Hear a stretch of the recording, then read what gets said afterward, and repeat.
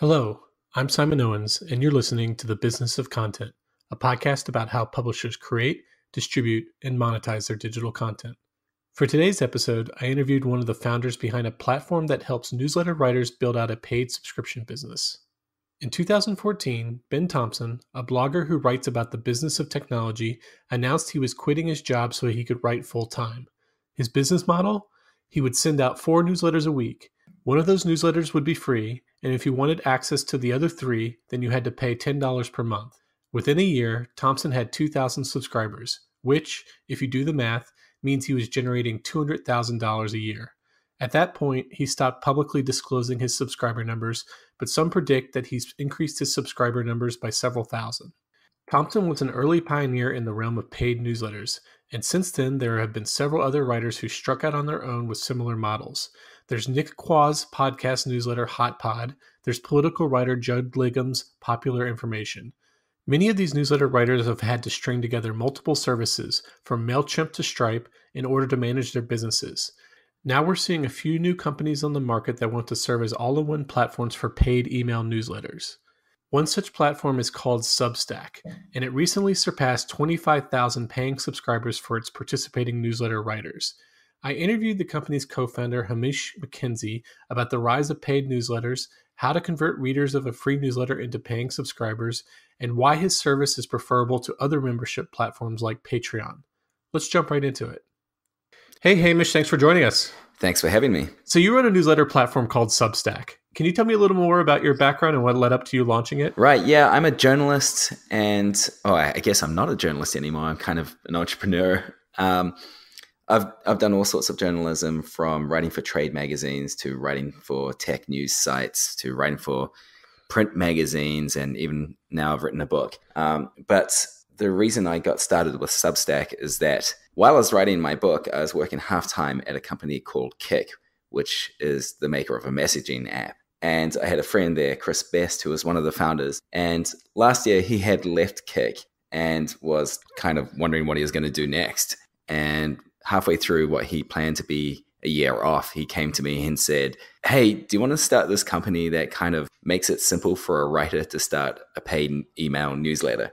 And I said, "No, I don't want to get into the startup game. It's too hard. It's too stressful. I just want to be a writer." But the more we discussed it, the more excited I got about it. And so I decided to leap in with him because I think it's something that can really work. And we're already seeing signs that it is working. And I think one of the places you were a writer at was Pando Daily, which had tried its own kind of unique approach to subscriptions. Were you there? Like, they had gotten frustrated with the advertising game and had kind of tried this new model. Were you there when that happened? I had left Pando. I got hired by Tesla to go and be a writer for Tesla. And so I had gone to Tesla by that point. I think that was a good move for Pando eventually, but in retrospect, I wish Pando had started with paid subscriptions. I think it would have aligned the incentives for publishers and readers just perfectly, and the timing in retrospect was just right for it. And I think we see what has happened with a media company that started at about the same time, The Information, which did go all in on subscriptions, and it kind of changed the future for those two publications.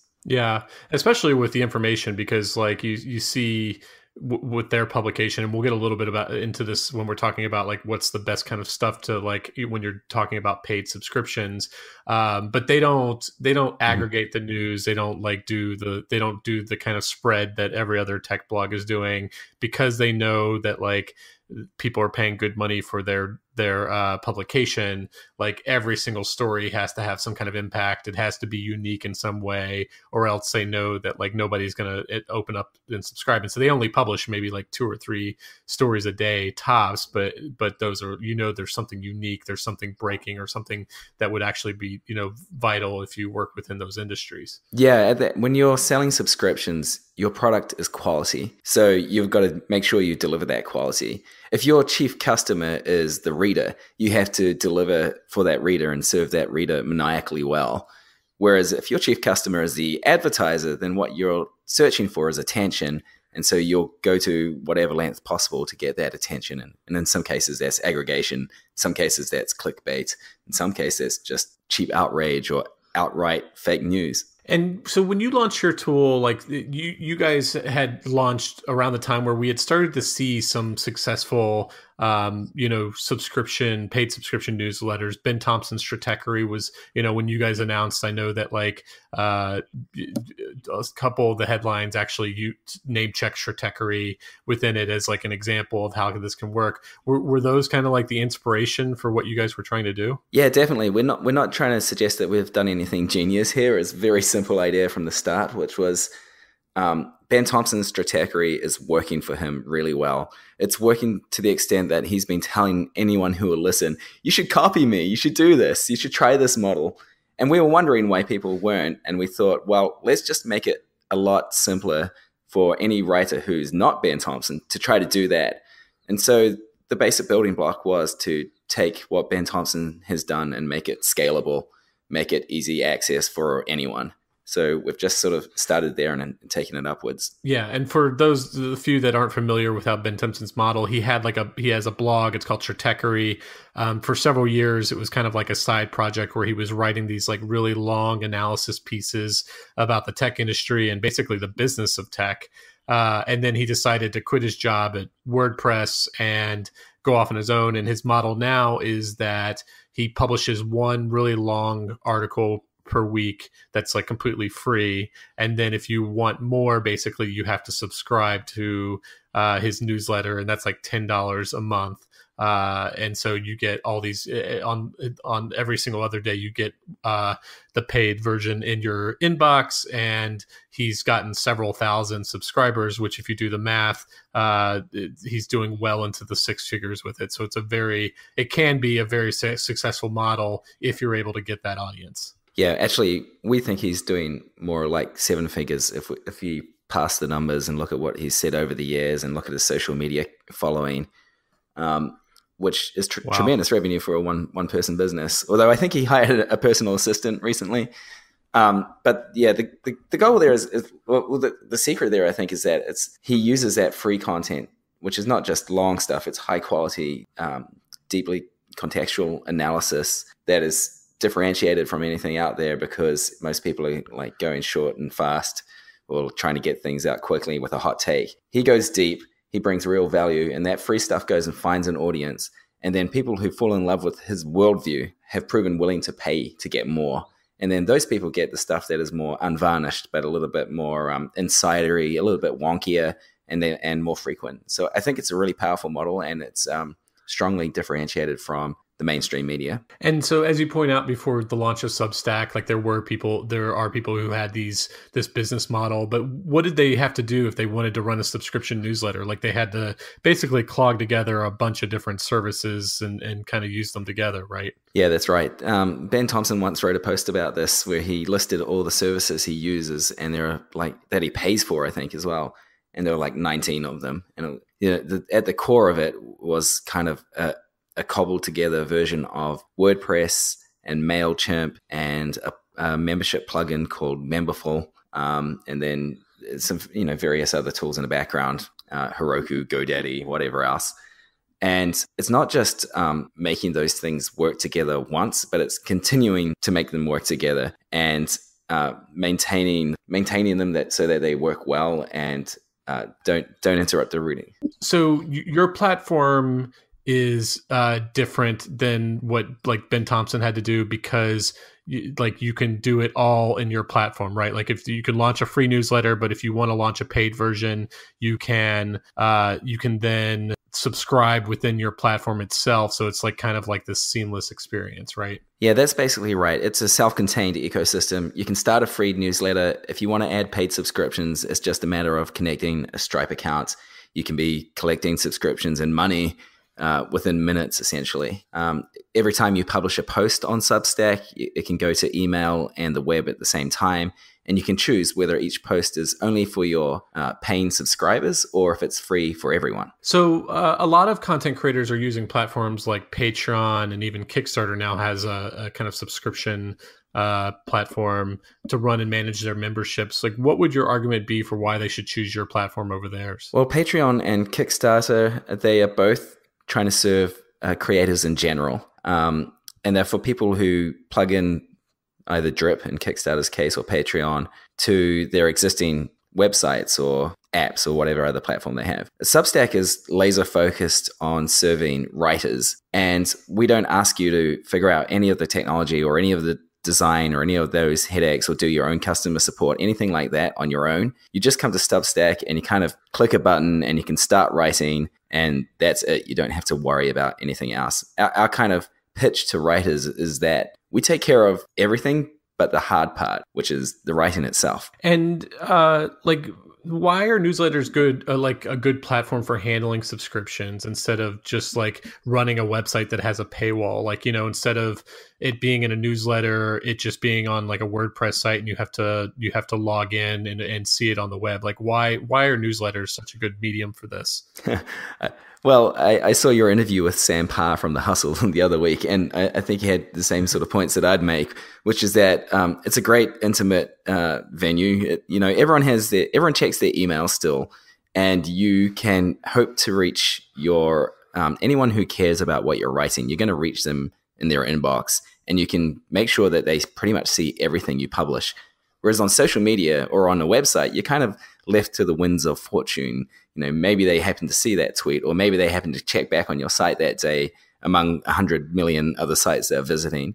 So I think it's a good intimate form where you feel like you have this personal connection between reader and writer. And it's a good completionist form, kind of like a replacement for RSS almost, where you're not left to the churn of social media in the hope that someone might strike upon your content. It also strikes me as like, especially for like a one-person operation, you don't want to have to make your users have to remember a login, that they're constantly logging into your site all the time. Like it once, basically with your platform, once they subscribe, then they're just getting it in their inbox. They don't have to do anything else. They don't have to like remember to go to a website every time. It's just going straight there. And so there's less like friction for them to be able to get the paid product. Yeah, they can subscribe and then they can just relax. They get everything on email. If they want, they can click through and go visit on the site, and they're automatically logged in because of magic links and all this other tech stuff that my colleagues have done.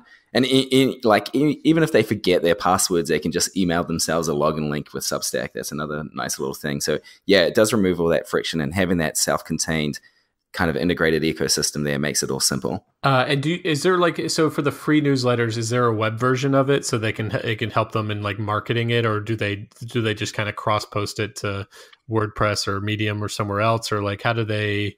Is there like a web version of the free newsletters? Yeah, there's a web version, and it's not like they're treated as different. It's not like the web is treated as like just a host for the archives of the newsletters. The web version is basically a blog post of the same content, so it's got the same class of treatment, and that's really important for publishing the free stuff that you want to go out and find your big audience, because people want to go and read that as if it's published on a nice site, not as if it's like a facsimile of a newsletter hidden behind some weird archive link. So you can share a link around on social media and it will preview nicely, and then it will read nicely and load really fast and look really good on any device and in any context. I actually think I think that's one thing that's kind of subtly different about Substack. We market Substack as a place for doing newsletters, but it's actually a place for doing this kind of new kind of publication where you can publish to the web and to newsletters by email. And so people can have like a first class experience in either one of those formats. Yeah, and because the open web is still important in terms of the marketing of the newsletter, right? Because like the hardest thing about newsletters is just the discovery. Like people have to like happen upon it the first few times before they actually convert. So that's where the open web is a little bit more important, because that's like places where it can be shared on, social media, be found on Google, stuff like that. Totally. And it's also the place that people go to sign up and put down their credit card details. So it's essential. Can you talk about some of the newsletter writers who are seeing some real success making money on your platform? Yeah, there's a good number and a good variety now already.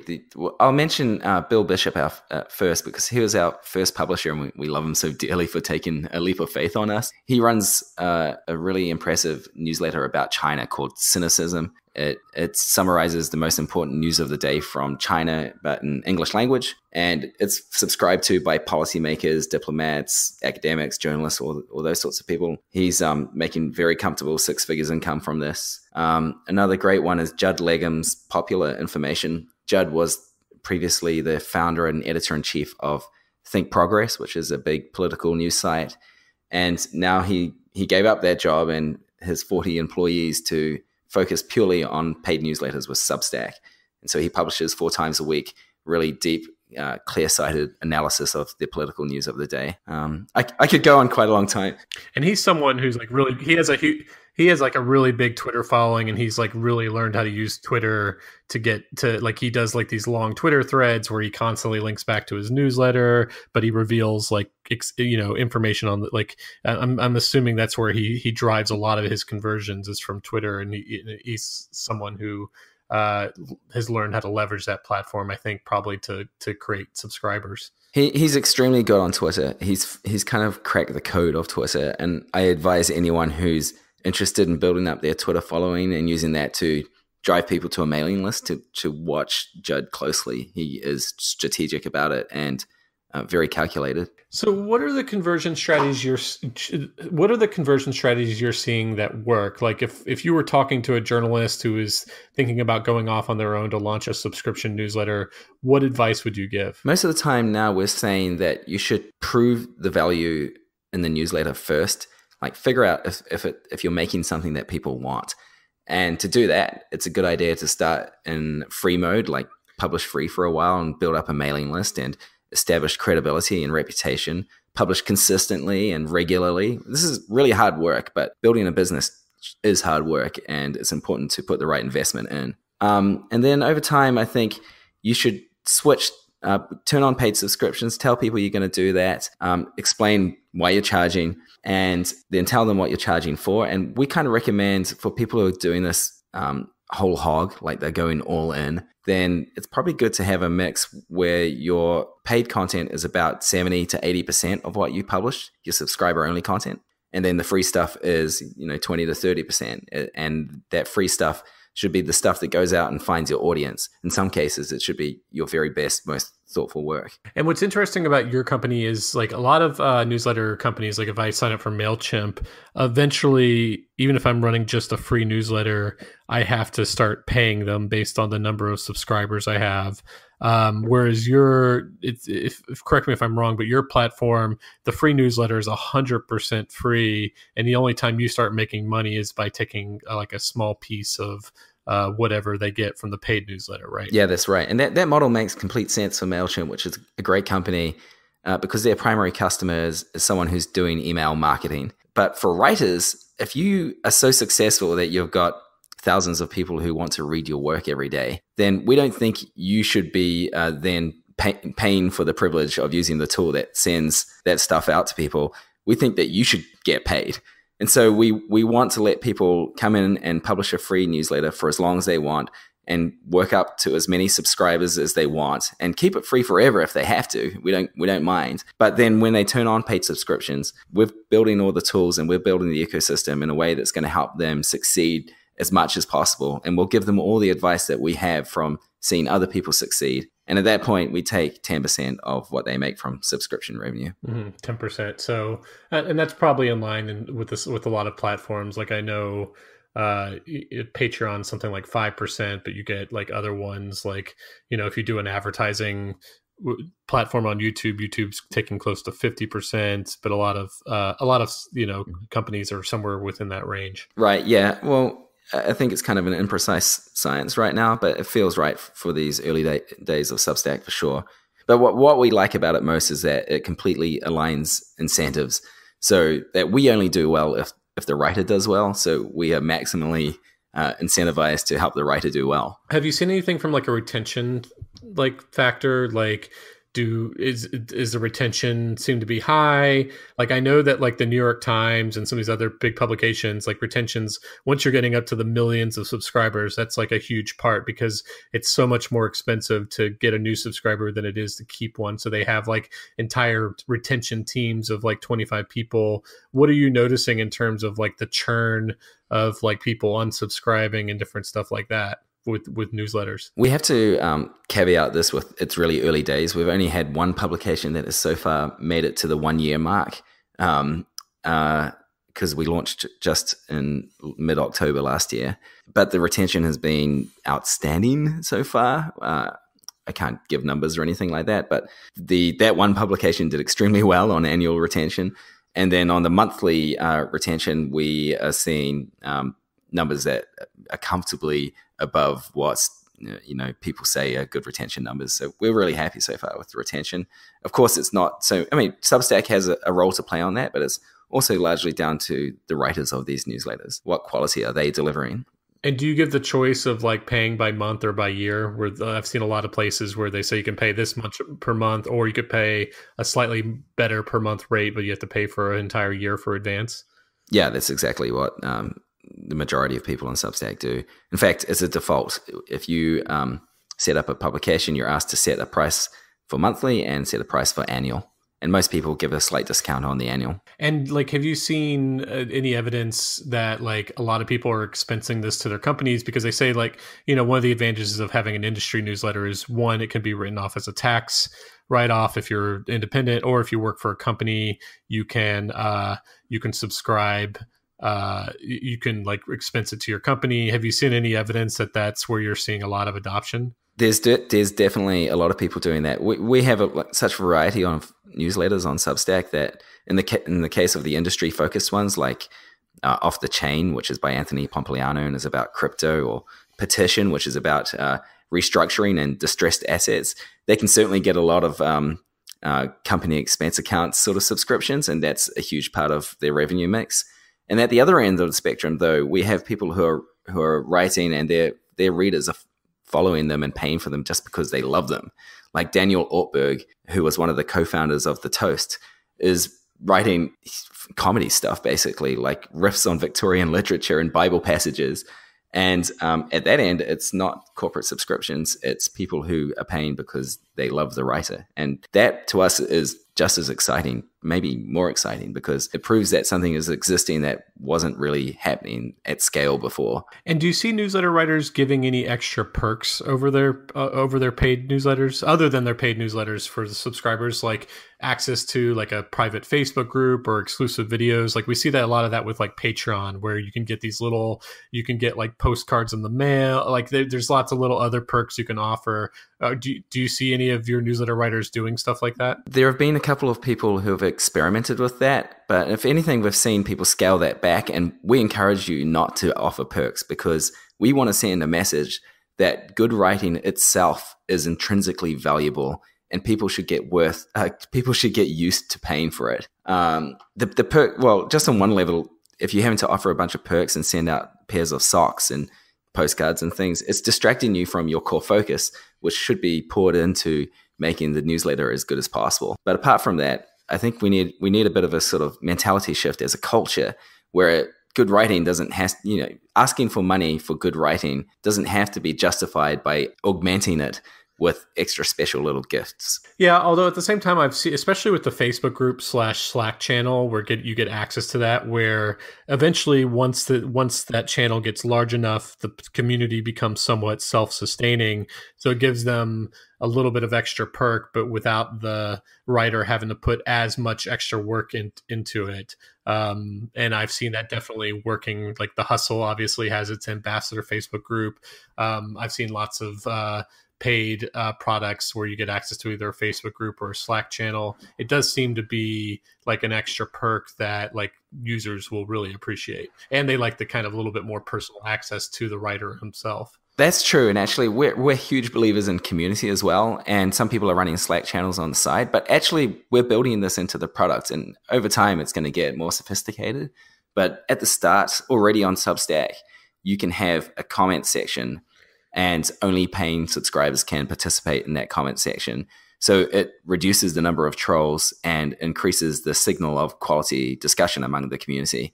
So we have a bunch of publications who are using those sections really well, but it's just the early days for that. What's your recruitment and marketing strategy for getting writers onto the platform? Like you approached me, not to come on the podcast, but I think you were originally pitching me on trying it. Like, is that kind of what you're doing right now? Is you're trying to look for content creators who have a good voice that might be good for your platform, or are you doing more traditional marketing? Like, what's your strategy there? Yeah, we don't we don't spend any money on it. But one aspect of it is me reaching out to writers who I think stand a chance of doing well with this model. So that's a lot of the sort of elbow grease work. But probably the major driver for us is word of mouth, because every publisher who starts a Substack newsletter reaches a certain number of readers who then get exposed to what Substack is all about and hopefully become interested in maybe doing one themselves at some point in the future. And I've seen you in the past quote how many subscribers you have for the platform. I think the last number I saw was 11,000. Can you give us an update on how many total people are paying to use the Substack platform in some way? Yeah, that number was from July. We had 11,000 people paying across the network.